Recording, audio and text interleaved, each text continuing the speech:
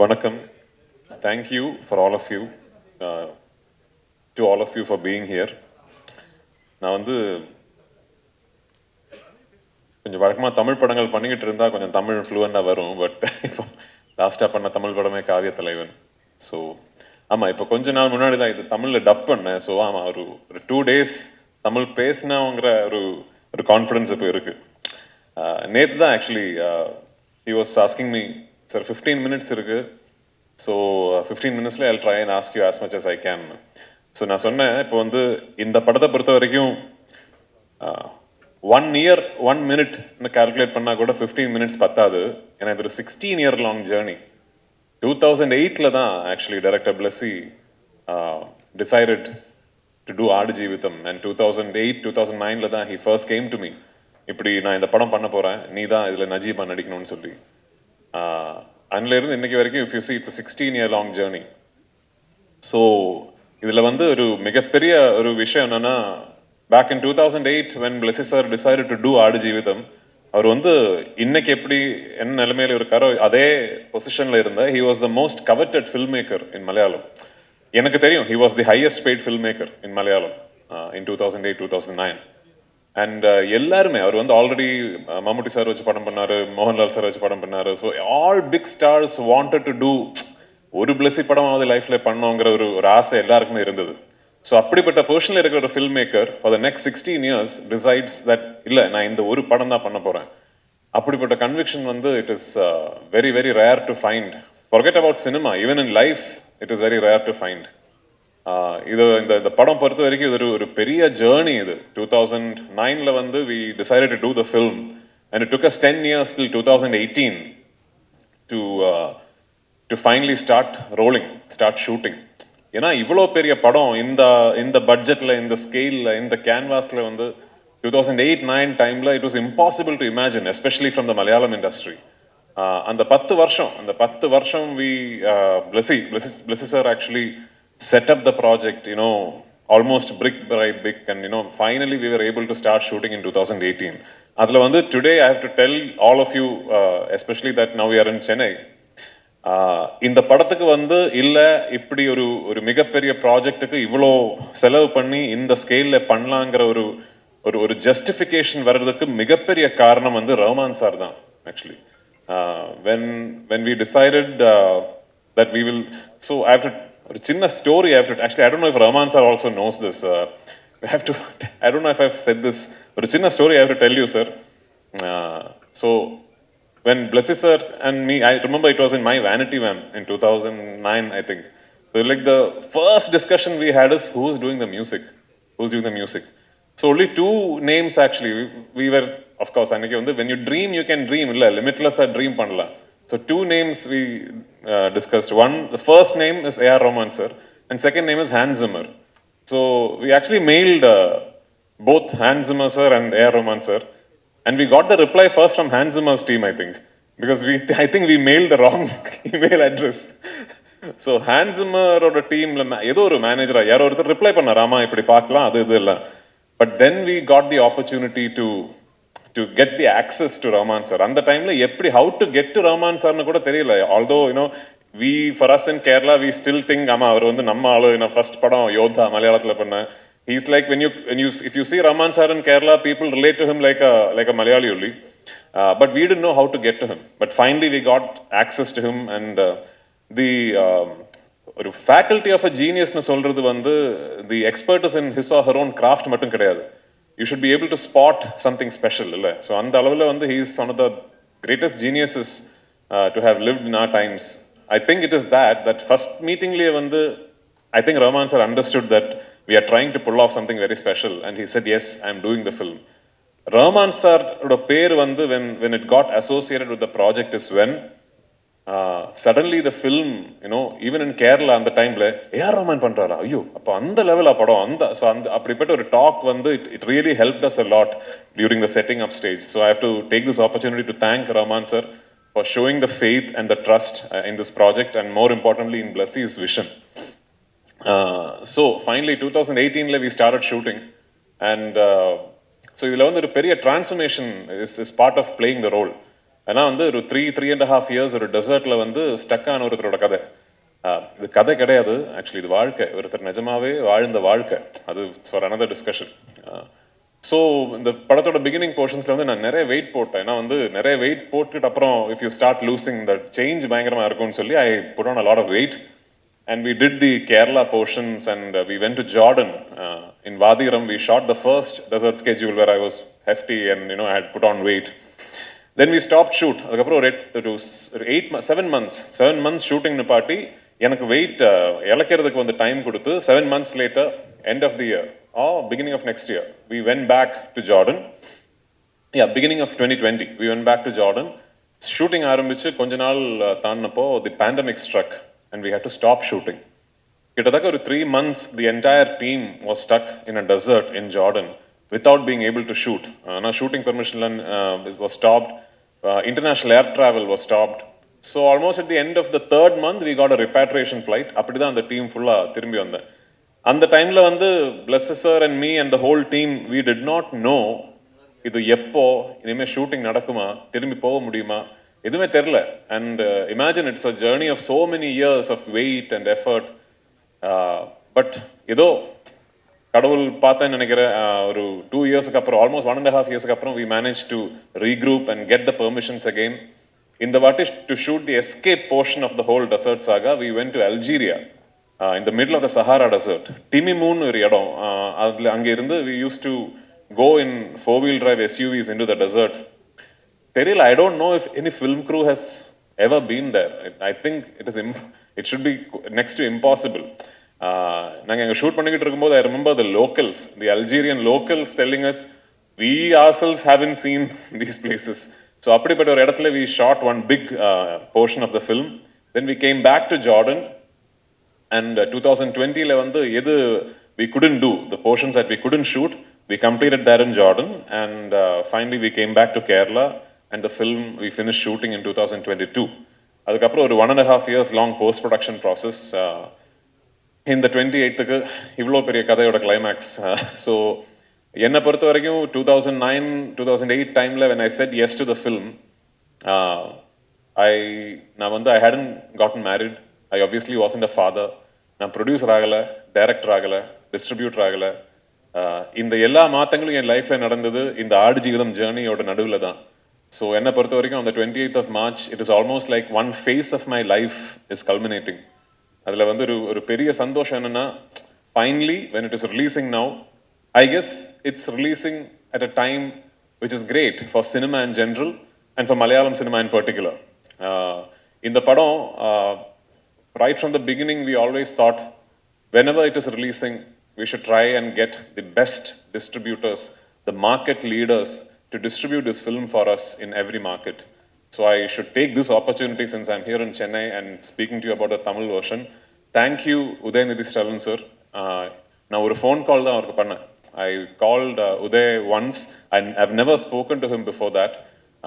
And I told him, இப்படிப்பட்ட ஒரு project, இது ஒரு இண்டஸ்ட்ரியோட ஒரு பேஷன் ப்ராஜெக்ட், இவ்வளோ வருஷங்கள் இதோட எஃபர்ட், இது ரெட் ஜாயிண்ட் தமிழ்நாட்டில் ரிலீஸ் பண்ணால் எனக்கு ரொம்ப பெருமையாக இருக்கும்னு சொன்னேன். And I think Uday was an artist, so probably he understood what I meant. Uday probably related to what it would mean to a group of artists to have thrown their conviction, time and effort behind something like this, and he gladly agreed. So thank you so much to Red Giant and Udayanidhi Stalin sir for backing our film and showing faith in us. Kandipa 28th of March, world over the film will release. Please do watch the film. இது பார்த்துட்டு இருக்கும்போது ஒரு மிகப்பெரிய விஷயம் நீங்கள் மறந்துடக்கூடாது. இது வெறும் ஒரு கதை கிடையாது, ஒரு மனிதன் வாழ்ந்த வாழ்க்கை. அண்ட் நஜீப்ங்கிற மனிதன் இன்னைக்கு he's with us alive and well.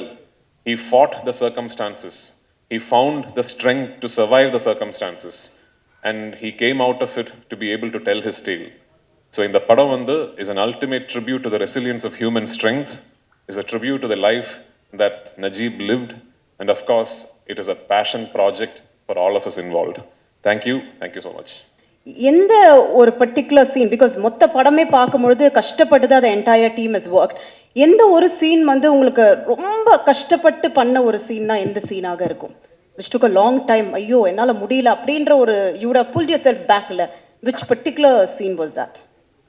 இல்லை, இதான் இப்போ வழக்கமாக ஆக்சுவலி நான் நிறைய படம் பண்ணியிருக்கேன். I've done more than 100 films.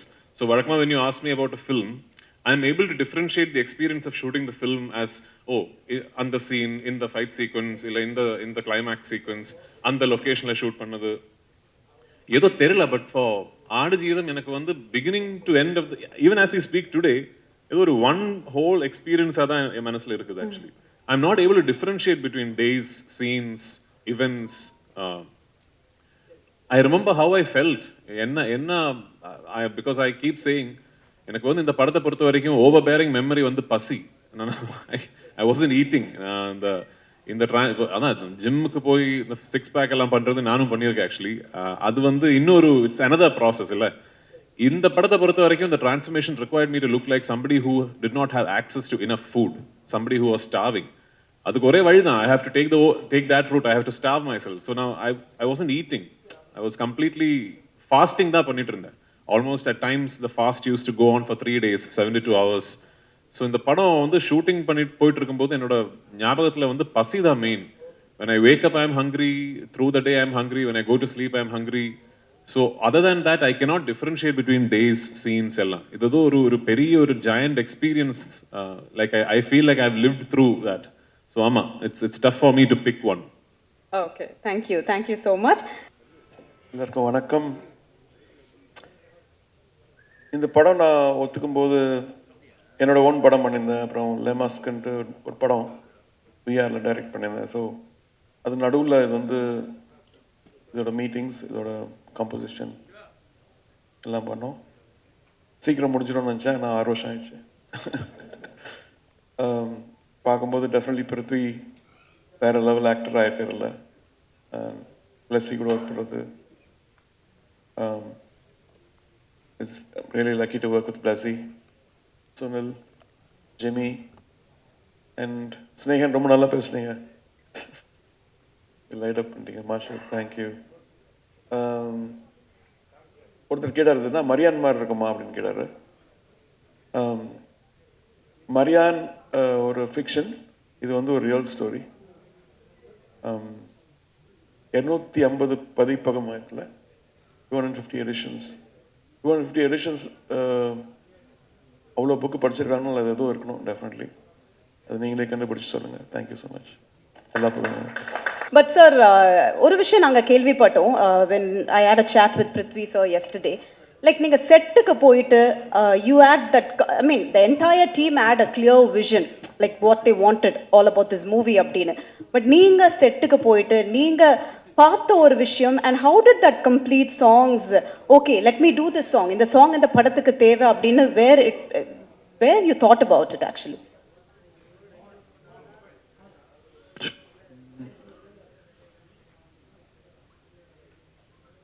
செட்டுக்கு ஆக்சுவலி நான் ஜார்டன் பார்த்ததில்ல. ஸோ அவங்க கேட்டு இருந்தாங்க, அல்ஜீரியா வரையா ஜார்டன். சரி வரேன்னு சொன்னேன். வந்தோடனே ஒரு கேமரா வச்சுட்டு ஒரு மியூசிக் வீடியோ பண்ணிடலாம். சரி, அதான் ஒருத்தர் கேட்டார், எப்படி அந்த ஜாக்கெட்டு கிளாஸ்லாம் போட்டு போறீங்க வெயில்? அப்போ வெயில் அவ்வளோவா இல்லை, ஸோ தப்பிச்சேன் நான். பட் டெஃபினெட்லி ஒரு வேர்ல்டு வந்து ஒரு சைடில் அப்படியே ஓடின்னு இருக்கும்போது, இவங்க வந்து நிதானமாக ஒரு படத்தை எடுத்துருக்கும் போது, I think we need people like Blessy, we need people like Prithviraj to believe in these kind of stories. நம்மளுக்கு ரொம்ப வயலன்ஸ் இப்படி பார்த்து இது ஒரு பியூட்டிஃபுல்லாக உள்ள ஒரு இன்னர் சோல் சர்ச்சிங் மூவியாக இருக்குது. கண்டிப்பாக நம்ம எல்லாரும் ஒரு ஆடுஜீவிதம் காண்றோம். ஆக்சுவலி சில பேர் வந்து ஃபேமிலியில் காண்றாங்க, சில பேர் வந்து கரியரில். இவர் வந்து டெசர்ட்டில் கேரளாலேருந்து போய் பார்க்குறாரு. Thank you sir, thank you so much. First படம் தான் பேசணும், அதுக்கப்புறம் தான் எனக்கு பேச வரும். இப்போது இங்கே இருக்கும்போது எவ்வளோ நான் ஹாப்பியாக இருக்கேன். பிகாஸ் பிருத்விராஜ் சொன்ன மாதிரி லாஸ்ட்டு ஐ திங்க் 20-25 இயர்ஸ்க்கு அப்புறம் இது மாதிரி ஒரு மனிதனை பார்க்கதில்லை, ஏஆர் சார் மாதிரி. കാരണം நம்ம ஒரு கேரளாவிலே ஒரு சின்ன ஸ்டோரி அவங்ககிட்ட சொல்லுമ്പോൾ என்னோட மைண்டில் இந்த கேரக்டரோட ഡെപ്ത് താൻ എനിക്ക് ഇരുന്നത് എങ്കിட்ட பெரிய ப்ரொடக்ஷன் இல்லை எதுவும் இல்லை சிம்பிளாக ஒரு ஸ்டோரி அவர்கிட்ட சொல்லி கொடுக்கும்போது அதோட டெப்த் எவ்வளோவும் இருக்கே இந்த காலத்துக்கு இந்த படத்துக்கு ஆവശ്യമെന്ന് நினச்சி அவரை இனிஷியேட்டிவ் பண்ணி இதனால்தான் இப்போ நீங்கள் கூட்டத்துக்கு மேலே நமக்கு ஒரு ப்ரெஸ் மீட் மாதிரி வர்றதுக்கு ஒரு டைம் கிடச்சது எவ்வளோ அவர் இந்த படத்தோட ஐ திங்க் ഞാൻ ട്രാവൽ பண்ணி லாஸ்ட் 7 years 2017 onwards அவர் இந்த படத்தோட ட்ராவல் பண்ணிகிட்டே இருக்கே ஐ திங்க் நிஜமா சும்மா அவரை வச்சுட்டு போய் சொல்லல நிஜமாக தான் இந்த ஒரு ஆர்டிஸ்ட்டு அவரோட மியூசிக்கு அவர் பண்ணது படத்துக்காக இவ்வளோ டெடிகேட் பண்ணது ஐ திங்க் அது சொல்லித்தான் ஆகணும் அதுதான் என்னோட நன்றி இப்போது இதில்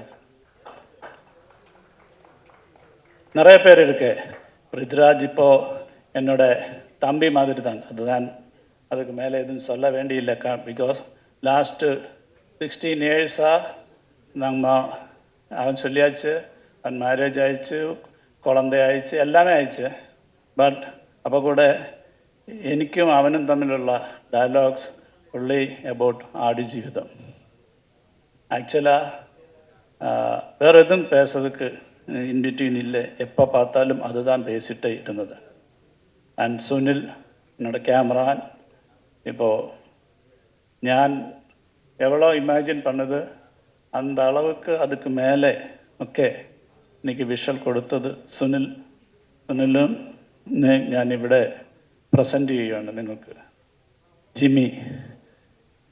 ജിമ്മി ക്യാരക്ടർ ആക്ച്വലി இந்த புக்கில் மோசஸ் மாதிரி தான் அந்த ரைட்டர் எழுதி வச்சுருக்கேன் பிகாஸ் இவங்களை எல்லாமே டெசர்ட்டின்னு எடுத்துட்டு காப்பாற்றுக்காக ഇരിക്കണ ഒരു ഗോഡ് എല്ലാ പ്രസൻസും ഇരിക്കണ ഒരാൾ മാതിരി தான் அதுக்கு அவரோட ஃபிசிக்கு அவரோட ப்ரெசன்ஸு அவரோட ஸ்மைலு உங்களுக்கு தெரியல எவ்வளோ பியூட்டிஃபுல் ஸ்மைலு எல்லாமே அந்த கேரக்டருக்கு ஒத்து வந்தாச்சு വളരെ ரொம்ப நன்றி இந்த படம் கேரளா மக்கள் மட்டும் இல்லை இது மாதிரி சர்வைவல் நம்ம சவுத் இந்தியாவில் நிறைய பேர் கல்ஃபில் சிங்கப்பூரில் மலேசியாவில் எல்லாமே போய் ரொம்ப ஆൾക്കാர் വലിയ അച്ചീവ്മെൻറ്റ്സ് എല്ലാം பண்ணி വലിയ പണമെല്ലാം സമ്പാദിച്ച് ഇരിക്കുന്നവരെ மட்டும்தான் നമുക്ക് தெரியும் பட் நிறைய ആൾക്കാർ ലൈഫ് മിസ്സിങ് ആയിച്ച് ഫാമിലി മിസ്സിങ് ആയിച്ച് இப்போவும் அலைஞ்சிட்டே இருக்கே நமக்கு தெரியல அது மாதிரி அந்த நஜீவோட ஒரு ஸ்டோரி தான் இது பட் எதுக்கு ஹோப் ஒரு சாங்கு ப்ரொமோஷனுக்காக பண்ணியதுன்னு வச்சால் அதுக்கும் காரணம் ரஹ்மான் சார் தான் காரணம் இதில் இந்த படத்தோட ஒரு பொலிட்டிக்ஸ் கூட அதுதான் எதுக்கு இந்த படம் என்ன பேசுதுன்னு வச்சால் எவ்வளோ நம்ம ஸ்ட்ரகிள் பண்ணியாலும் சர்வை பண்ணியாலும் ഉള്ളിലൊരു ഫയർ ഇരുന്നാൽ ഹോപ്പ് ഇരുന്നാൽ ലൈഫിൽ തിരുപ്പി സക്സസ് பண்ணலாம் லைஃப் திருப்பி எடுக்கலாம் அந்த மாதிரி ஒரு வார்த்தை பிகாஸ் நவ் டேஸ் நமக்கு தெரியும் 10th മാർക്ക് ഫെയിൽ അയച്ചാൽ അപ്പോൾ സൂയിസൈഡ് ആകും ഏതോ ഒരു എക്സാമിന് മാർക്ക് കമ്മി അയച്ചാൽ അപ്പോൾ വഴക്ക് പറയുന്നു നനച്ച് ഒളിച്ചു പോയിടും അല്ലെങ്കിൽ സൂയിസൈഡ് பண்ணும் அந்த மாதிரி டிப்ரெஷனில் போயிருക്കുന്ന ஒரு லெவலில் ஹோப் இருந்தால் இந்த சப்ஜெக்ட்டுக்கு எவ்வளோ கஷ்டப்பட்டாலும் கூட ஒரு நாளுக்கு திருப்பி சக்ஸஸில் வராம் എന്നുള്ളൊരു മെസ്സേജ് தான் இதோட மெயினாக பொலிட்டிக்ஸ் அந்த இது தான் நம்ம we are trying to telling through this movie எல்லாருக்கும் இந்த படத்தில் நீங்கள் பார்த்து அதுக்கு சப்போர்ட் பண்ணணும்னு ஆசைக்கணும் தேங்க்யூ அதாவது ஒரு புக்கை வந்து நம்ம படமாக எடுக்கும் பொழுது அந்த கனெக்ட் டு தி ஆடியன்ஸ் நிறைய எதிர்பார்ப்புகள் ரொம்ப ஜாஸ்தி இருக்கும் So what was one thing you wanted to do? Okay, the Najib மாதிரி ஒரு கேரக்டர் எடுத்து நான் படமா மக்கள் கிட்ட கொடுக்கணும். What was that one thing? Why was it actually? Actually எனக்கு தமிழ் நல்லா வராத, அதர்வைஸ் இதுக்கு மேலே பேசணும் இருக்கு. இப்போது ஒரு 3 months பேக்கு நம்ம படத்தோட ப்ரொமோஷனுக்காக ஆக்சுவலாக எல்லோரும் நஜீப் நஜீப் மாதிரி பேசிகிட்டே இருக்கு. நஜீபோட வீட்டில் சைனுன்னு ஒரு கேரக்டர் இருக்கு, இவரோட ஒய்ஃபு. இவர் போகுമ്പോൾ அவர் ப்ரெக்னெண்ட்டாக இருந்தது, 3-4 months ப்ரெக்னெண்ட்டாக இருந்தேன். அந்த ஆளும் நம்ம எதுவும் சொல்லவில்லை இல்லை. ஐ தாட் இந்த படத்துக்கு ப்ரொமோஷனுக்காக அதர்வைஸ் അല്ലെങ്കിൽ இந்த படத்துக்கூட ஒரு நெக்ஸ்ட்டு வியூ மாதிரி அந்த பொண்ணோட ஒரு என்ன ஸ்ட்ரகிள் கொஞ்சம் காட்டணும்னு திங்க் பண்ணியிருந்தேன். அப்போ தான் என்னோட ஒரு ஃப்ரெண்டு சொல்லியாச்சு, இப்போ ரீசெண்டாக தமிழ் பத்திரிகையில் வந்திருக்கே, ஏதோ ஒரு லேடி ஹஸ்பண்டு வெளியூரில் போயிட்டு 2 yearsஆக வெயிட் பண்ணிகிட்டே இருந்தேன். അപ്പം மேரேஜ் முடிஞ்சு ஏதோ 2 weeks அப்புறம் தான் அவர் வெளியூர் போயது. பட் அவரை மிஸ்ஸிங் ஆயிடுச்சு. ஆஃப்டர் 2 years ஆயிடுச்சுட்டு அந்த ரிலேட்டிவ்ஸ் பேரண்ட்ஸ் எல்லாமே சொல்லி ஃபோர்ஸ் பண்ணி இந்த பொண்ணுனை மேரேஜ் பண்ணியாச்சு. புதுசாக ஒரு ஆள் மேரேஜ் பண்ணியாச்சு. அந்த மேரேஜ் முடிஞ்சதுக்கப்புறம் ஆஃப்டர் 1 week இந்த ஃபஸ்ட்டு ஹஸ்பண்ட் திருப்பி வந்தாச்சு. அது பத்திரிகையில் உங்களுக்கெல்லாம் தெரிஞ்ச வார்த்தைன்னு நினைக்கிறேன். ஸோ அந்த மாதிரி நிறைய விஷயங்கள் நம்மக்கிட்ட நடந்துகிட்டே இருக்கு. அதில் ஒன்று மட்டும்தான் நஜி. Thank you sir. தேங்க்யூ. அனைவருக்கும் வணக்கம்.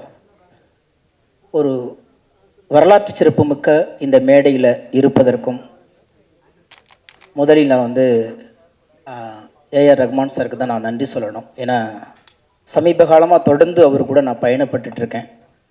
எத்தனையோ படங்கள் பயணப்பட்டுக்கிட்டு இருந்தாலும் இந்த மேடைக்கு என்னை அழைத்து நிற்கிறதுக்கான ஒரு வாய்ப்பை கொடுத்ததுக்கு நான் ரொம்ப பெருமைப்படுறேன். காரணம், இந்த புத்தகத்தை பற்றி நிறைய பேர் படிச்சிருப்போம், அது வாசிப்பாளர்களுக்கு தெரியும்.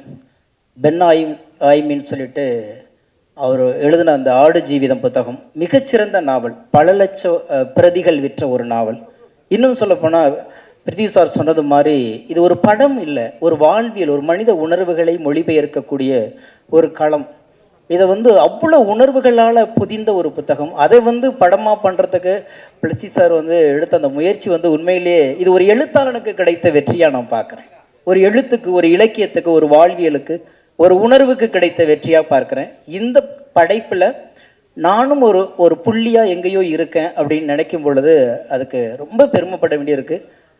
இசையமைப்பாளர் இசைப்பியலுக்கு நான் நன்றி சொல்ல வேண்டியிருக்கு. காரணம், அந்த படத்தை நம்ம நிறைய பரீட்சை எழுதிட்டு வெயிட் பண்ணிக்கிட்டே இருப்போம், எப்போ ரிசல்ட் வரும் அப்படின்னு சொல்லிட்டு. நிறைய படங்கள் எழுதிட்டு இருந்தாலும் இந்த படத்தோடைய ஒவ்வொரு அப்டேட்டையும் நான் இரவு 2 மணி 3 மணி வரைக்கும் பார்த்துட்டே இருப்பேன். என் ஒய்ஃப் கூட சொல்லுவாங்க, என்ன அப்படி இருக்கு அப்படிம்பாங்க. இல்லை அந்த நாவல் அவ்வளோ அழகான நாவல் பாப்பா அப்படின்னு சொல்லி பேசிட்டு இருப்போம். இதில் பிருத்திவிராஜ் சார் ஒரு பெரிய ஒரு வாழ்வியல் உணர்வுகளை வெளிப்படுத்தியிருந்தாலும், அதை பிளஸி சார் மிக அழகாக படம் பிடித்திருந்தாலும், இந்த படைப்பில் இசை ஒரு கேரக்டராக நகர்ந்துக்கிட்டே இருக்கும்.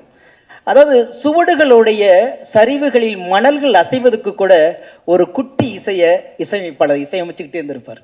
அப்படியே பார்த்தீங்கன்னா வலைதளங்களில் போகும்போது அந்த இசை ரசிகர்கள், இசை காப்பாளர்கள் அதை தூக்கி வச்சுட்டு கொண்டாடிக்கிட்டு இருக்கிறாங்க. அவ்வளோ அழகாக ஒரு இசை ஒரு கேரக்டராகவே வாழுதுன்னா, இன்னும் சொல்லப்போனால் நடமாடும் பிணமாக நஜீப் நடந்துகிட்டு இருக்கும் போதெல்லாம் இல்லை அவனுக்குள்ள உணர்வு இருக்குது, உயிர் இருக்குன்னு சொல்லிக்கிட்டே கூடவே நடந்து வர்றது ஏஆர் சாரோடைய இசை தான். ஆனால் அவ்வளோ அந்த அழகான ஒரு படைப்பு. இந்த படைப்பில் நான் இருக்கேன். இந்த வரலாற்று சிறப்புமிக்க இந்த ஒரு படைப்பு மிகப்பெரிய லெவலில் போகணுன்னு வேர்ல்டு முழுக்க எதிர்பார்க்குறாங்க. பொதுவாக தமிழ் சினிமா, மலையாள சினிமா, கன்னட சினிமான்னு சொல்லி நம்ம ஒரு காலம் கொண்டாடிட்டு இருந்த காலம் போய் இன்றைக்கு எல்லாரும் கைகோத்து இந்தியன் சினிமான்னு சொல்லி நம்ம கொண்டாடிக்கிட்டு இருக்கிறோம். அந்த இந்தியன் சினிமாவை இன்னைக்கு ஒரு கனெக்டிவிட்டி வேணும் இல்லையா, ஒரு செயின் வேணும் இல்லையா.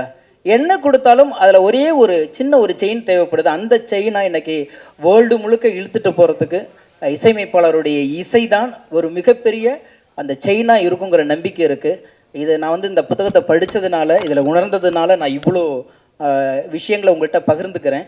ஆனால் உண்மையிலே படைப்பிடிப்பு அதை விட பல மடங்கு அதை கண்ணு முன்னாடி நிறுத்தியிருக்கிறாங்க, நீங்கள் பாருங்கள். ஆனால் இந்த மாதிரி படைப்புகள் தான் கொண்டு போய் சேர்க்கும்போது நம்ம இந்திய சினிமாவுடைய தரம், நம்மளுடைய மாநிலத்துடைய உணர்வுகளை மொழிபெயர்த்திருக்கிறது. எனவே இந்த படைப்பில் எனக்கும் ஒரு பாடல் கொடுத்து என்னையும் இங்கே ஒரு படைப்பாளனாக அங்கீகரித்ததற்கு அத்தனை குழுக்களுக்கும் குறிப்பாக ஏஆர் சார் எல்லாத்துக்குமே நன்றி கூறி விடைபெறுகிறேன். நன்றி, வணக்கம். Hi, good evening. Well, I'm very happy to be here because this is such a great adventure for me. Yes, I live in LA. I've done movies in Hollywood, in Europe, in Nollywood, in South America, but I'm so happy to be introduced to the Indian audience by a great movie, The Goat's Life. It was one of those adventures where you don't think that you'll ever experience, because shooting in the deserts of Algeria and Wadi Ram is almost like a dream. As hard as it was, but it was also an experience of a lifetime. And I believe that this is probably one of the greatest adventure movie that any of you guys will see. It's a human story. It's very inspirational. And I'm so privileged to have worked with probably some of the best that India has to offer. From the lead actor, Raj, to the extremely commending director, Blessy, who has the soul of an angel. I believe he might be a saint in a different life. And of course, your own super composer, Rahman, without forgetting our DP, who's provided us of images that will blow your mind, Sunil. So, very happy to be here, very happy to experience India, to experience Chennai, and I love your food. Thank you. Is that okay? Can I ask you a question? Yeah, thank you. So, what was more challenging to you? Because you've done so many movies in Hollywood, but here, when you come all the way and working with such director like Blessy, what was more challenging? Was he very strict to you, or he was calm and composed on the set? Blessy was extremely calm and composed. Because of the difficulties that we've had on set, he was always able to find ways to get things through, to get the message across and to inspire you to continue. So that wasn't challenging at all for me. What was challenging was probably the location, because it's very difficult to shoot in the desert. There was one particular scene where